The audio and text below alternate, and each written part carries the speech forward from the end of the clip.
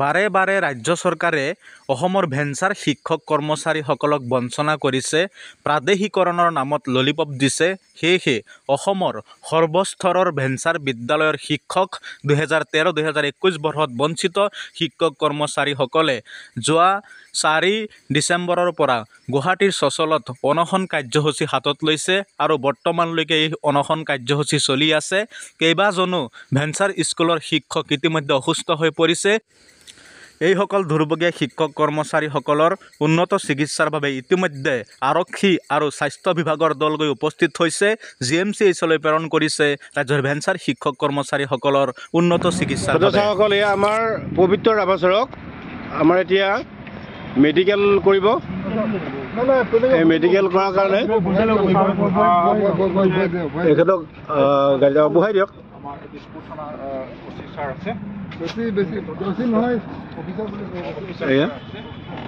এই পবিত্ৰ ৰাভাচাৰ আৰু এজন ছাৰক এতিয়া নিব লাগিব।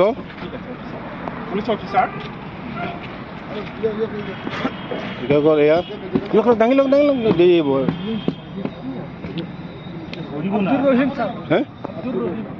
আব্দুৰ ৰহিম ছাৰ, এয়া আব্দুৰ ৰহিম ছাৰ, এখেতৰ অৱস্থা সংকটজনক।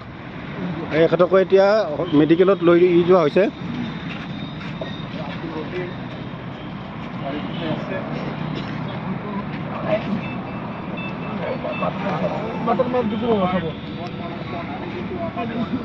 আৰু এয়া আমাৰ দৰঙৰ ইদ্ৰিছ আলী পাৰামানিক, এখেতৰ অৱস্থা অতি সংকটজনক আৰু এওঁলোক আছে, এওঁলোকে মেডিকেল নাযায়। বাকীকেইজন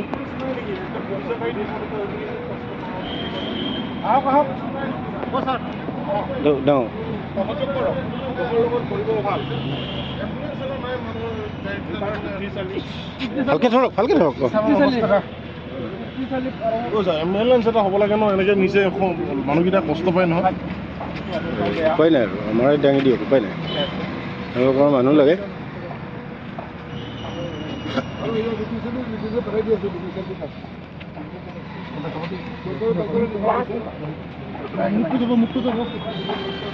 এই আমাৰ অনশনস্থলীৰ পৰা 3জন অনশনকাৰীক এখেতে 4 তাৰিখৰ পৰা এওঁলোকে আমাৰ অনশন কৰি আছিল আৰু এতিয়া এওঁলোকৰ শাৰীৰিক অৱস্থা অতি সংকটজনক আৰু এইকাৰণে প্ৰশাসনে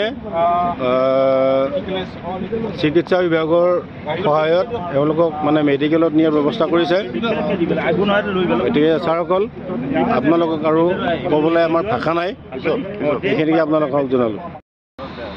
শ্ৰদ্ধাৰ শিক্ষাগুৰুসকল, আমাৰ সদৌ অসম অপাধিকৃত শিক্ষক কৰ্মচাৰী সংস্থাৰ LP পৰা কলেজলৈকে বা 13 চনত বঞ্চিত, 21 চনত বঞ্চিত আমাৰ ঘৰত যিসকল ছাৰ বিভিন্ন ঘৰুৱা কাম কাজত ব্যস্ত হৈ আছে, নিজৰ পৰিয়াল বা সুখে সন্তোষে আছে, মই তেখেতসকলক দেখুৱাব বিচাৰিছোঁ। আমাৰ মাজৰ এয়া ইদ্ৰিছ আলী ছাৰ, এখেতৰ 4 তাৰিখৰ পৰা এখেতে অনশনত আছে। এখেতৰ এতিয়া অৱস্থা সংকটজনক।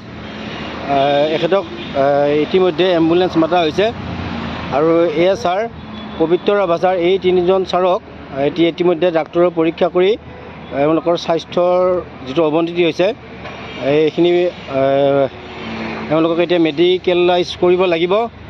আহিব, এয়া ডক্টৰ আহিছিল, ডক্টৰে পৰীক্ষা কৰি এওঁলোকক মেডিকেলত নিয়াৰ ব্যৱস্থা কৰি আছে। আমিও খুব সোনকালে মেডিকেলত এওঁলোকক নিয়াৰ ব্যৱস্থা কৰিছোঁ। এতিয়া ইয়াৰ বাবে মই আমাৰ অসম চৰকাৰ, মাননীয় মুখ্যমন্ত্ৰী হিমন্ত বিশ্ব শৰ্মা মহোদয় আৰু আমাৰ যি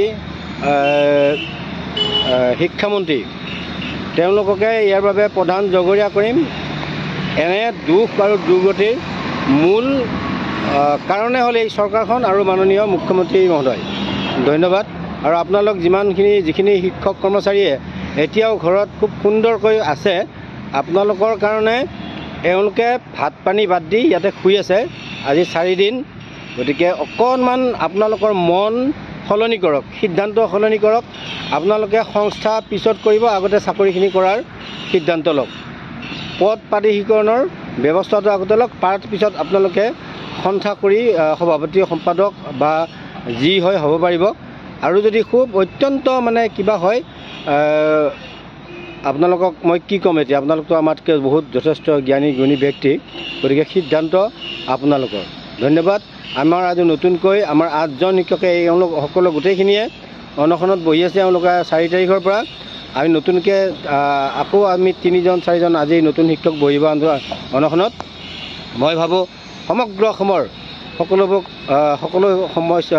পৰ্যায়ৰ শিক্ষক কৰ্মচাৰীসকলে অকণমান কথাখিনি আন্তৰিকতাৰে ভবাৰ এতিয়া সুন্দৰ সময়, সুন্দৰ সুযোগ আৰু সুবিধা কিন্তু বাৰে বাৰে নাই ছাৰসকল। ধন্যবাদ।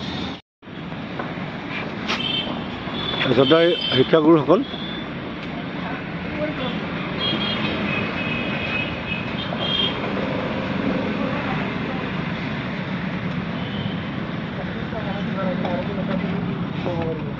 ভৰিটা মেলি দিয়ক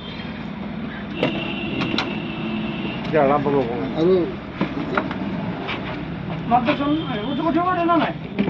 আৰু দাঙিয়ে নক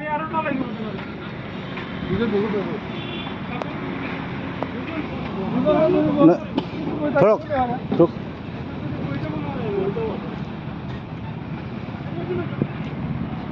একেলগত গ'লেই একটা বেডত ৰাখি দিব। একেলগে প্ৰথমতে এজন বহি যাব, ৰাভা ছাৰ বহি যাব, চিটত বহিব পাৰিব। ৰহিম ছাৰতে তলত ধৰক, তলত এওঁক বহাই দিয়ক, এই পিছত চিটত বহাই দিয়ক।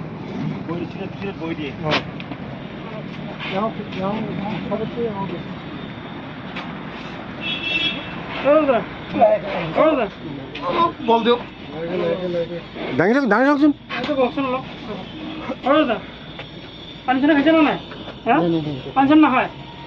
অনশন কৰি আছে, ক'ত পানী খাব?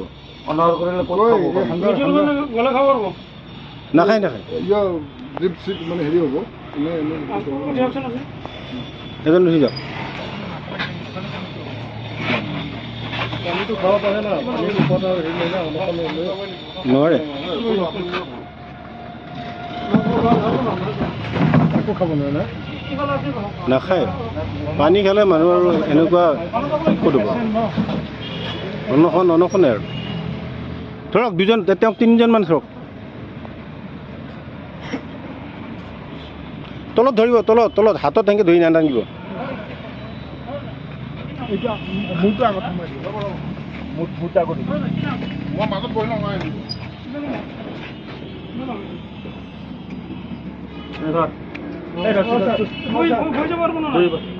নোৱাৰে, খুৱাই দিয়ক, খুৱাই দিয়ক, খুৱাই দিয়ক।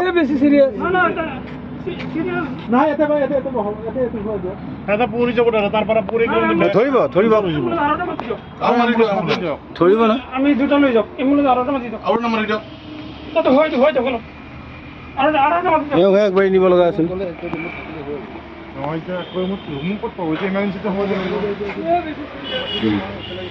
হ'ব দিয়ক, ডক্টৰক পইচা দিম আৰু